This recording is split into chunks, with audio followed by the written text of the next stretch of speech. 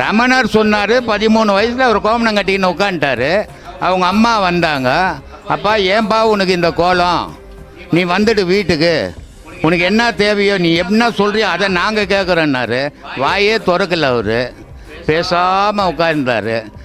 ஊந்து கத்தி கதறி ஊந்துட்டாங்க கீழே. பக்காக்க இருந்த ஜனங்க சொல்கிறாங்க, சாமி இந்த மாதிரி பெத்த தாய் இப்படி அழுது அடிச்சுக்கின்னு விழுந்துட்டாங்களே, அவங்களுக்கு ஒரு வார்த்தையான பதில் சொல்லக்கூடாதா அப்படின்னும் போது ஒரு பேப்பர் எடுக்கிறாரு. நீ வந்த வழியை பார்த்து நீ போ, நான் வந்த வழியை பார்த்து நான் போகிறேன்றாரு. நீங்கள் சொல்லுவீங்களா? புக்கு படிக்கிறதால எவனும் ஞானி ஆகிட முடியாது. எந்த புக்குலையும் கடவுள் கிடையாது, எழுத்து தாங்குது. உன்னை பற்றி எழுத்துக்குது, கடவுளை பற்றி எழுத்துக்குது, பக்கத்து வீட்டுக்காரனை பற்றி எழுத்துக்குது, பணக்காரனை பற்றி எழுத்துக்குது, விஞ்ஞானியை பற்றி எழுத்துக்குது, மெஞ்ஞானியை பற்றி எழுத்துக்குது. கடவுள் எதுலேயும் இல்லை. அதை படிச்சதெல்லாம் நான் ஞானி ஆகிடுவேன்னு ஆகவே முடியாது யாராலையும், இல்லையா? அதனால் இதுக்கு இந்த மாதிரி இழக்க நீங்கள் தயாரா? வேலையை மறந்துடுவீங்க. கடவுளுக்கு ஒரு பாட்டு இருக்குது தெரியுமா? பித்தா பிறை சூடி பெருமானே அருளாலான்னுட்டு. அப்போ பித்தா என்ன அர்த்தம்?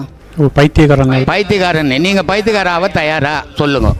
அதனால் கற்பனையில் கடவுளை கும்பிடக்கூடாது, நிஜத்தில் கடவுளை தேடணும். எதுவும் நினச்சா நான் தியானத்துக்கு போயிட்டேன், நான் இதுக்கு போயிட்டேன், அந்த இடத்துக்கு போயிட்டேன்லாம் அந்த மாதிரிலாம் சொல்கிறது அர்த்தமற்ற செயல். அது ஒரு பிரம்மை, மாயை. அதில் இருக்கக்கூடாது. எதையுமே ப்ராக்டிக்கலாக சிந்திச்சு பாருங்கள்.